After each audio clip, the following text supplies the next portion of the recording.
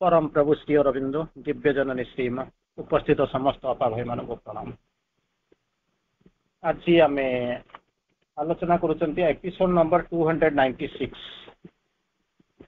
256 to 96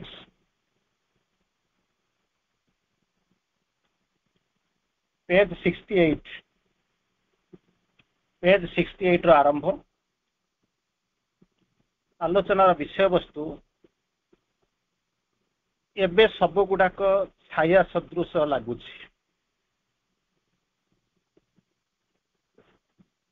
एबे सब किछि स्वप्न द्वारा निक्षिप्त छाया सदृश होइछि। Meanwhile all is a shadow cast by a dream. चारोटी लाइन पढ़ुछि तापर आम आलोचना भीतर को जीवा। बट मीन आउ थे कहूँ एपिसोड नंबर 296 पेज 68 आरंभ द सीक्रेट नॉलेज बुझा आध्यात्मिक ज्ञान 68 पृष्ठार आरंभ 296तम एपिसोड रे आम आज आलोचना करवा सबु किछि जहाँ आम पढ़ी कंटिन्यूअसली 5-6टा एपिसोड आम 3टी लाइन को करथिले। निश्चित भाव में आम उत्साहित हबुतिबा ता संगे संगे आम भीतर किछि शंका मध्य जात होउतिबो सତରେ ये जिनस कौन जिनस सतर कौन हम हो पार ना। श्री अरविंद लिखि जाइछन्ति गोटे आशा नहीं जाऊँच से आशा को धरिक आम बंचुचे सेमती किसी ना कि बहुत बड़ जिनस पश्चात अच्छी। निश्चित भाव में आम आशा आशंकार मझे ठिया होता। बर्तमान श्री अरविंद तार परवर्ती अवस्था श्री अरविंद आम स्तर को आम लेवल को आम चिंता को सम्मान देकर बुझाऊँच। But meanwhile all is a shadow cast by a dream and to the musing and immobile spirit life and himself don the aspect of a myth, the burden of a long unmeaning tale. से clarify कर तमें जमी भय करुच तुम भर जमी सन्देह अच्छी यही सब जिन निश्चित भाव अच्छी श्री अरविंद तक बुझी पकाउन ये विराट विराट जिन जहाँ श्री अरविंद आश्योर कर सब जिन हम ताकू कहीकि आसबि ये 3-4टा लाइन कहते इतिम्य सबकि एक स्वप्न द्वारा निक्षिप्त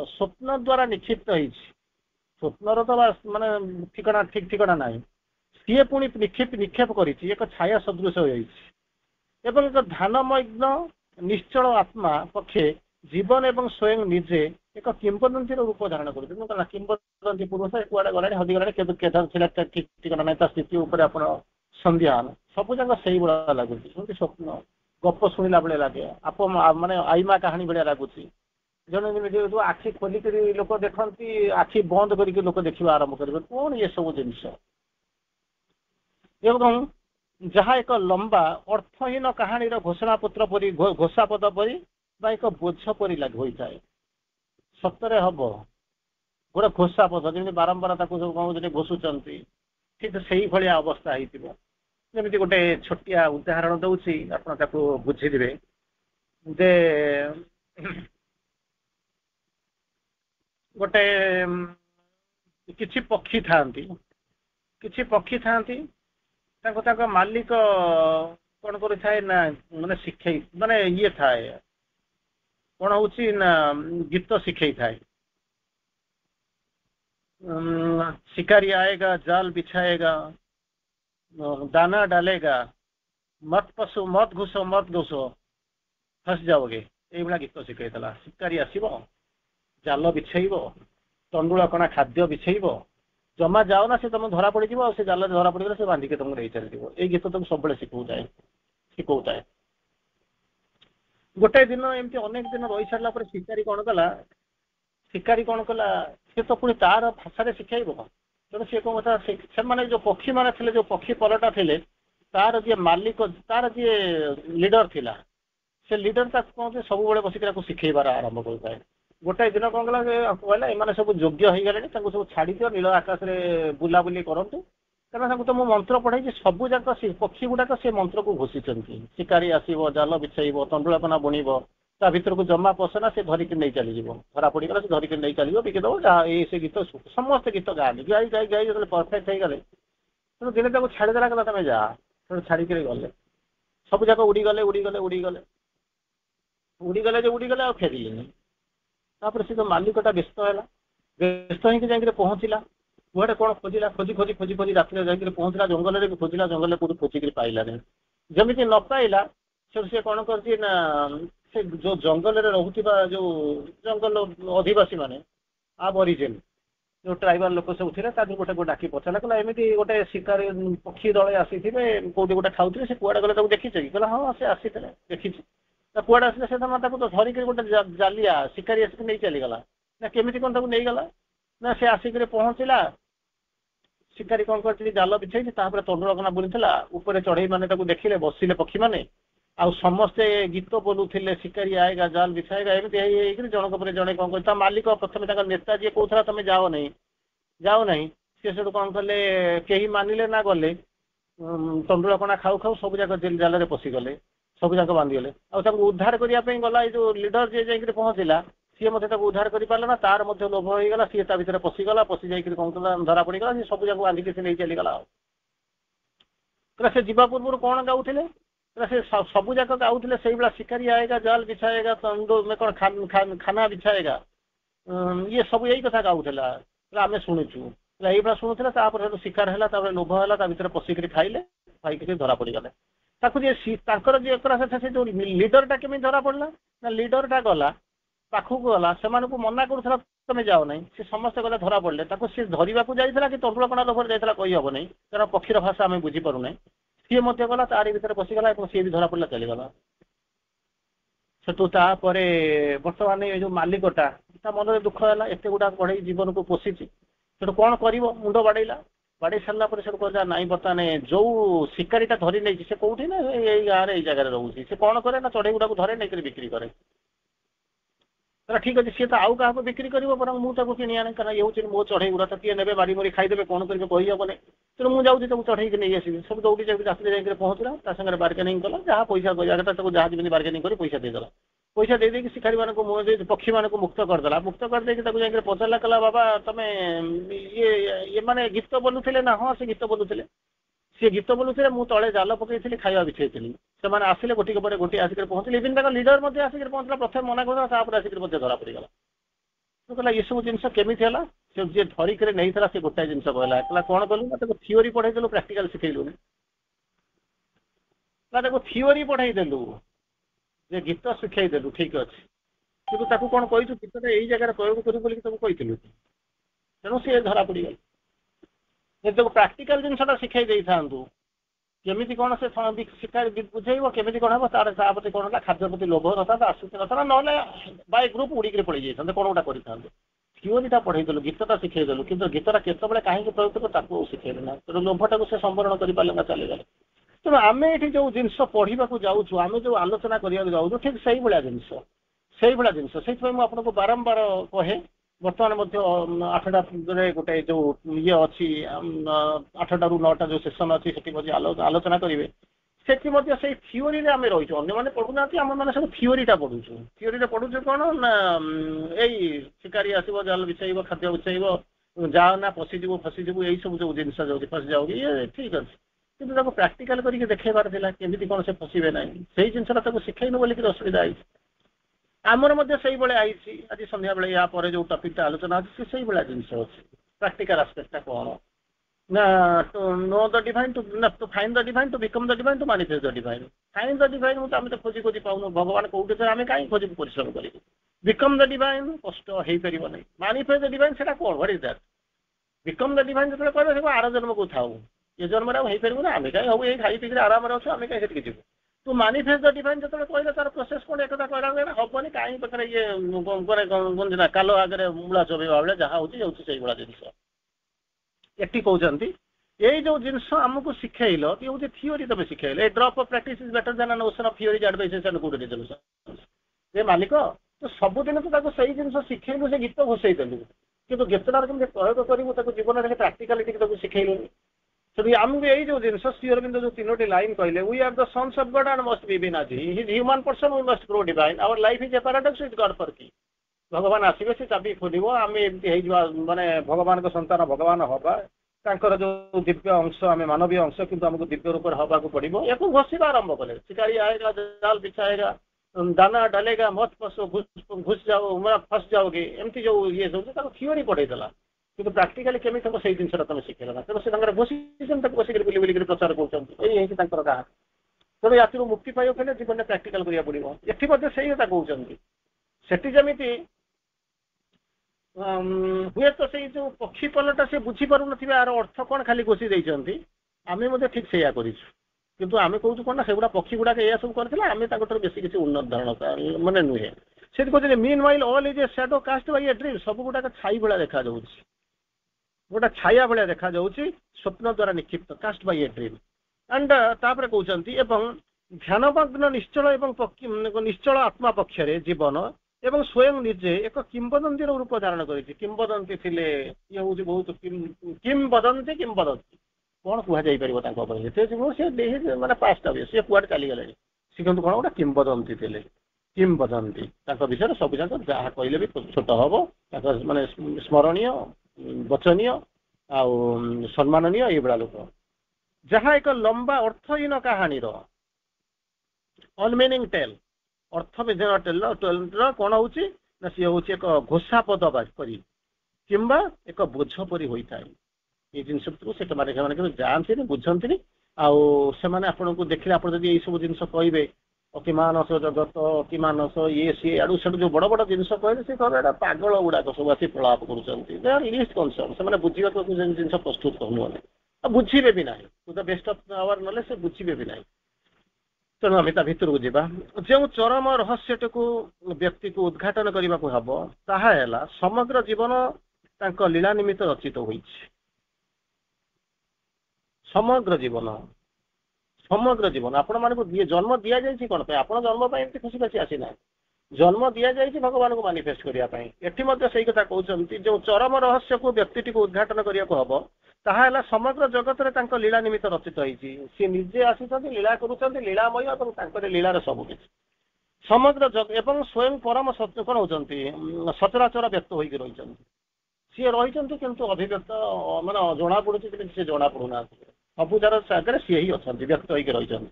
ସମଗ୍ର ଜଗତ ହେଉଛି ତାଙ୍କର ବାସ ସ୍ଥାନ ବୋଲିକରି ଈଶା ଉପନିଷଦରେ କୁହାଯାଇଛି। ଋଷି କହିଛନ୍ତି ସମଗ୍ର ଜଗତ ହେଉଛି ତାଙ୍କର ବାସସ୍ଥାନ।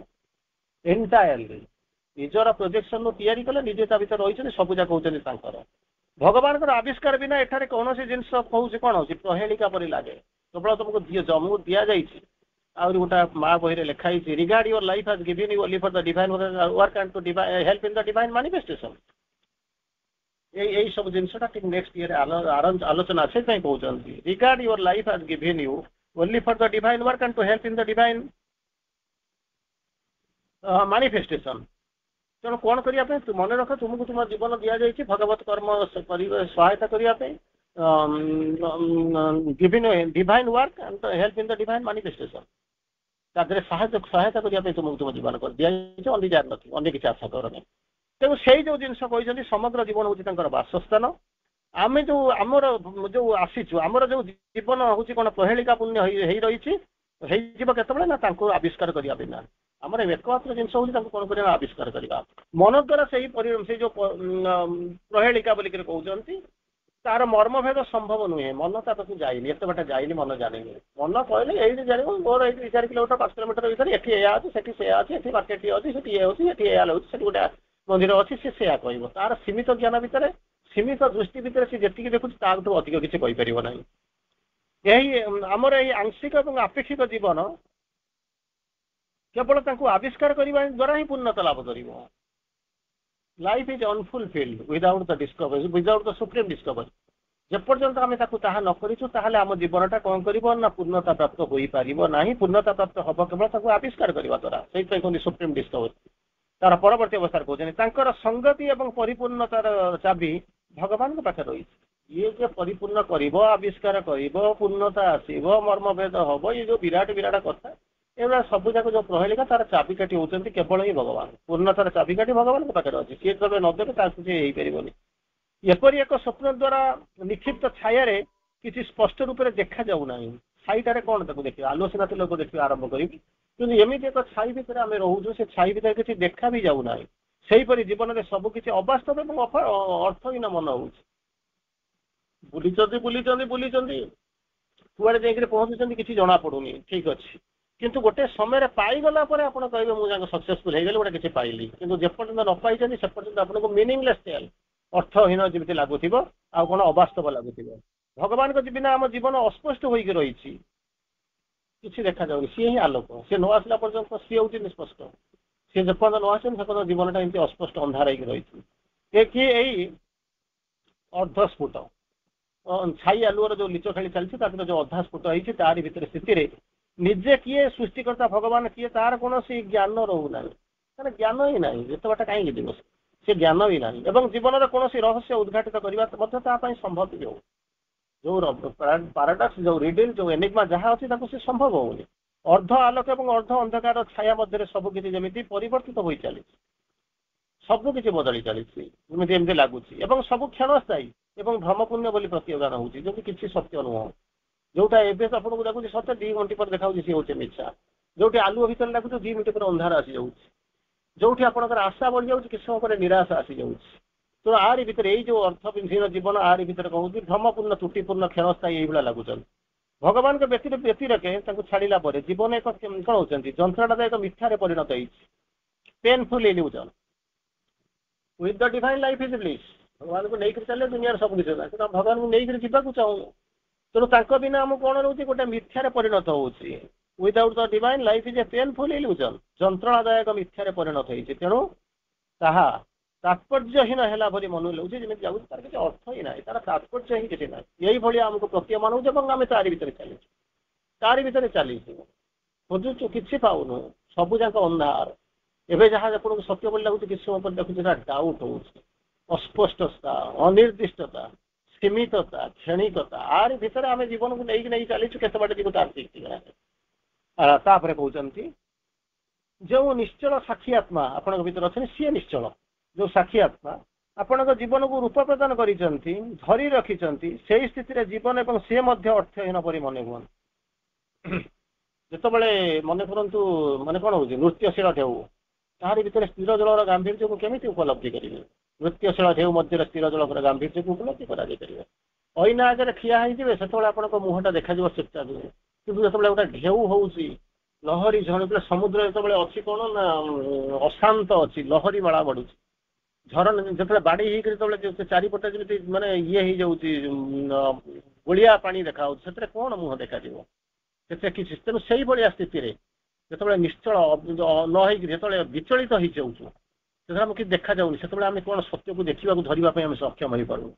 ଉଭୟ ଯେପରି ଏକ ପୁରାତନ ଉପାଖ୍ୟାନର ରୂପ ଗ୍ରହଣ କରିଛନ୍ତି, ଗୋଟେ କାହାଣୀ ଭଳିଆ ଲାଗୁଥିବ। ହିମସେଲ୍ଫ ସିମ୍ସ, ମାନେ କ'ଣ ହଉଛି, ନିଜେ କ'ଣ ନା ନିଜର ରୂପ ଲାଗି ଅଛି ନା ଅଇନାରେ ଆଜି ମତେ। ଠିକ୍ ସେଇଭଳିଆ ସବୁ ଗୁଡାକ ଆପଣଙ୍କ ପାଇଁ ଅଇନାରେ ସବୁ କ'ଣ କ'ଣ ଲାଗୁଥିବ, ଯେମିତି ଗୋଟେ ପୁରାତନ ପୁରା ଉପାଖ୍ୟାନର ରୂପ ଗ୍ରହଣ କରିଛନ୍ତି, ଯାହାଥିରେ କିଛି ବାସ୍ତବିକତା ନାହିଁ। କୁଆଡେ ସେ ହଜିଗଲାଣି, ଫେରିବାର ମଧ୍ୟ ସମ୍ଭାବନା ନାହିଁ। ସବୁ ଏଇଭଳିଆ ପ୍ରତୀୟମାନ ହଉଥିବ। ଫଳାଫଳ ଶୂନ୍ୟ ପ୍ରଲୋଭିତ କାହାଣୀର ବାର୍ତ୍ତା ଏବଂ ଏକ ଘୋଷାପଦ ଭଳିଆ ପୁନଃ ପୁନଃ ଆସିବାର ଲାଗୁଛି। ଯେମିତି ଆପଣ ଗୋଟେ ଯୋଉ ଘୋଷାଟା ପ୍ରଥମ ଲାଇନରେ ଗାଇଥିବେ, ସବୁ ଯାକ ସରିଗଲା ପରେ ପୁଣି କହୁଥିବ ସେଇ ଜାଗାରେ ଯାହାରେ ବାସି ବାସି ଯା, ପ୍ରଥମରେ ଗାଇଥିବେ, ସବୁ ପଦ ଯୋଉଠି ସରିଯିବ ଯାହାରେ ବାସି ବାସି ଯା, ଯାହାରେ ବାସି ବାସି ଯା, ଯେମିତି ଘୋଷା ପଦ, ଠିକ୍ ସେଇଭଳିଆ ସେମିତି ଜିନିଷ ଚାଲୁଛି। ତାକୁ ଯେମିତି ଯେମିତି କ'ଣ କିଛି ସମୟ ପୂର୍ବରୁ ସେ କାହାଣୀ ବି ଯେମିତି କହିଲି, ସେ ଯାଉଛନ୍ତି ସବୁବେଳେ, ସେ ଦିନ ରାତି ସେଇ କଥା ଘୋଷୁଛନ୍ତି। ଶିକାରୀ ଆଏଗା ଜାଲ ବିଛାଏଗା ଦାନା ଡାଲେଗା, ମତ ଘୁଷ ପକଡ଼ ଲେଗା, କିନ୍ତୁ ଘୋଷା ପଦ, କିନ୍ତୁ ତାର ପ୍ରାକ୍ଟିକାଲିଟି କିଛି ନାହିଁ, ଯୋଉଥିପାଇଁ ଧରା ପଡ଼ିଲେ। ଠିକ୍ ଅଛି, ଏ ଲୋକଟା ସିନା ସେମିତି ଥିଲା ବଦାନ୍ୟ ବୋଲିକି ସେ ଯାଇକି ଧରି ନେଇଗଲା, ତାର ମାନବକ୍ଷମ ଥିଲା, ସେ ଧରିନେଲା, କିନ୍ତୁ ୟାକୁ କ'ଣ ପରିବର୍ତ୍ତନ, ପୁଣି ତାକୁ ସେକେଣ୍ଡ ଟାଇମ୍ ତାକୁ ଶିଖେଇବାକୁ ପଡ଼ିବ, ପ୍ରାକ୍ଟିକାଲ ଆସ୍ପେକ୍ଟକୁ ଆସିବାକୁ ପଡ଼ିବ।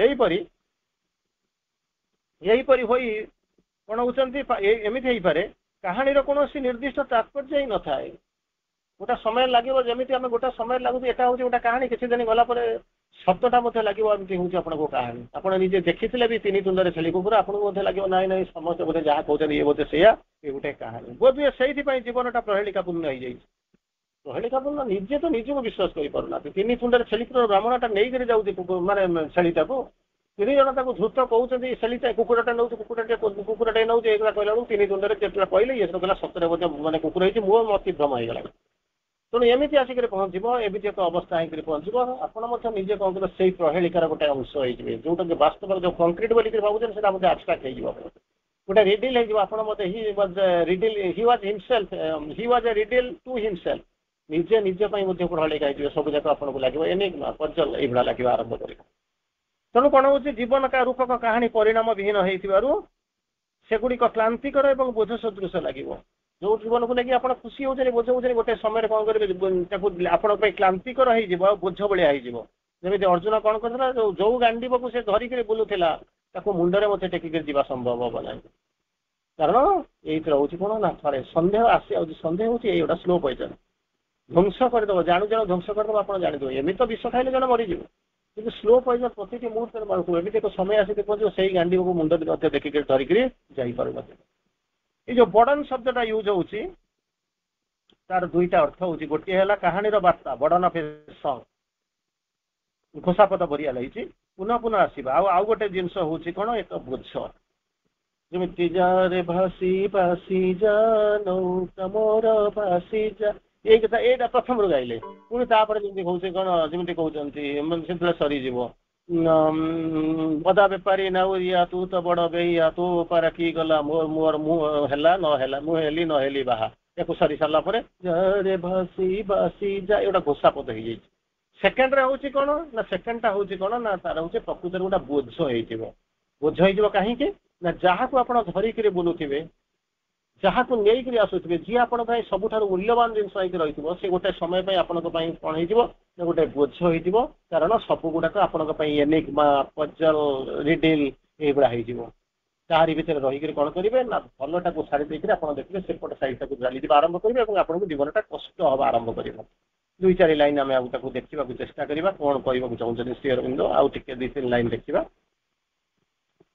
Still, however, the key to the paradox of life is found in the attainment of the divine consciousness. ये जो चाबीटा कौट मिल कौन जा हाट में आप माने हाट दिन से आसुँच ना एक नंबर हाट में मिलूँ जा पहुँचे चाबीटा या गोटे डाकिदेव से तार बाट खोदेले किए आनिक पहुँचेदेव से कहते की of the paradox of life जीवन जो प्रहेलिकार जो चाबी काठी से कौटी अच्छी found in the attainment of the divine consciousness से चाबीटा मिल से जो आप डिवाइन कॉन्शियसनेस को प्राप्त करेंगे चिंता करूँ खाली आम कौन करा हे माँ करदे एमती करदे सेमती करदे कौन सब ये माँ चाहिए तो दुनिया सब किसी करदे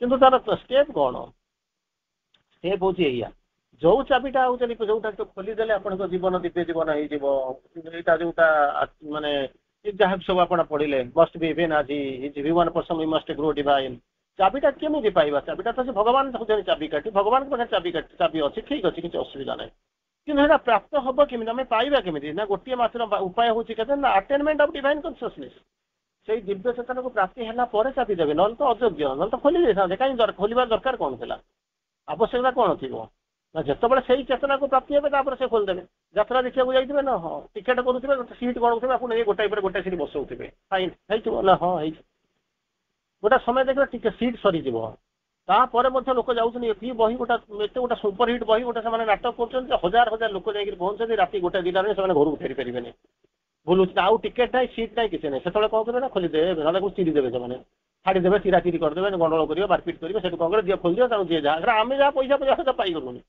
आज टिकेट बिक्री लोक सीट ना सीट ना आम जिते बेपार करा करदेलुनि कि जब जो मैंने बाहर बुलूँ से देखिपार ना रात भी से फेरी पारे ना बहुत दूर आसी तेणु सब पोड़ा जला करदे गंडल करेंगे लॉ एंड ऑर्डर प्रोब्लेम हो तेणु खोली दियो जी जुआड़े पार्टी देखो ये ठीक से भाया चाबीटा मिलगले आपंकर पैराडॉक्स सॉल्व हो जाता किंतु सेटा प्राप्त होगा कहते हैं attainment of divine consciousness all has the appearance of an unsubstantial dream एक कथा भाभी सारा बेलू आपको कते लागो एटा की कथा कौन आपको कहते सतरे हम इज इट ट्रू हम से कहते अपीयरेंस इज अनसबस्टेंशियल ड्रीम गोटे स्वप्न भाया प्रतीत हो जार स्थिति ही ना स्थिति ही ना से भाया लगुव अनसबस्टेंशियल ड्रीम भाया लगुव छाया होगला भाया आपको लगुव तापर कहते to the witness the consciousness that stands aloof जे द्रष्टा थी जे टू द विटनेस जे देखुची कॉन्शियसनेस स्टैंड्स अलूफ एकुटिया ठिया एंड रिगार्ड्स ऑल सब गुड़ा से कौन कर धरिक रखी the whole world looks baseless माने किसी तार अर्थ है भाया ना माने तार आधार हीन बोली जना both the seer and the seen strike is unreal सब गुड़ा लगुच कौन विटनेस जो देखुची सब जाक लगुच अनरियल सियर एंड सीन द्रष्टा एवं माने दृष्टि दृश्य ये दीटा जाक तो अनरियल लगुच एंटायर मूवमेंट अपियर्स अनटर्मिनेबल जो सृष्टिटा एंटायर मूवमेंट जो गति प्रगति से जहाँ किसी देखुची सब गुड़ा लगुच केमी मैंने interminable and without any significance jar किसी अर्थ ही ना ये कथा भावी सारा हुए तो आपण मान भर कि माने अच्छी to some extent you are prepare ଆପଣ ପ୍ରସ୍ତୁତ ହେଲେଣି କିଛି ପରିମାଣରେ ଆପଣଙ୍କୁ ଏତେ ମାନେ କନଫ୍ୟୁଜन କ୍ଲମଜି ଲାଗୁନାହିଁ ହଁ ଗୋଟେ ଆଶା ଧରିକି ବସିଛନ୍ତି ଦିନେ ନା ଦିନେ ହବ କାରଣ ଆପଣ ଦେଖୁଛନ୍ତି ପଢାପଢି କରୁଛନ୍ତି ତାପରେ ବିଶ୍ୱାସ କରୁଛନ୍ତି ଗୋଟେ ଜାଣିନି ବିଶ୍ୱାସଟା କେତେ ବାଟ ଲାଗିଲାଣି କୋଉ ଲେଭେଲ କରାଣି କିନ୍ତୁ କିଛିଟା ବିଶ୍ୱାସ ଆସିଲାଣି ଆପଣ ବିଶ୍ୱାସ କରୁଛନ୍ତି it will happen one day it is going to happen ଗୋଟାଏ ଦିନ ତା ହବାକୁ ହବ ଜଣା ପଡୁଛି କିନ୍ତୁ ସମସ୍ୟାଟା ହଉଛି କଣ जो मानकर एसबू जिन भितर ना जी ठिया ऊपर ठाउरी एम सब जिन लगुच जो मैंने मन को लेकर बसी जहाँ भर से जो सठिकता आसीना जे क्षणिकता अलिकता भितर रोचे से लगुच कौन होती appear interminable without any significance जमी एमती लगुच भर किसी कौन सत्यता ना तेणु ये गोटे जगह जमी प्रहेलिका आरी भाया लगुच किंतु be sure it is going to happen that is